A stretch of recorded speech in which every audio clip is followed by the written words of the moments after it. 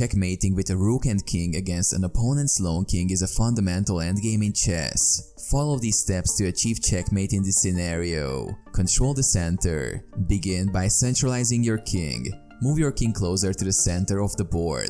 Activate your rook. Bring your rook to the center as well. You will want it to have a clear view of the entire board.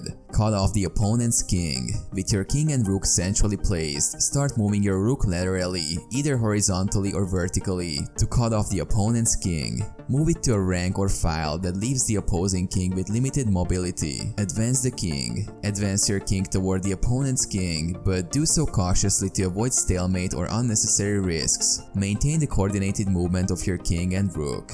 Control escape squares. Ensure your rook and king work together to control the squares where the enemy king can potentially escape.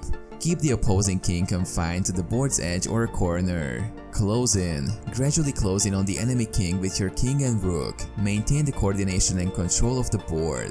Checkmate. Once the opposing king is restricted to a corner square, move your rook to a square where it checks the opponent's king, putting it in checkmate. The king cannot move and there are no available squares for escape. You won the game.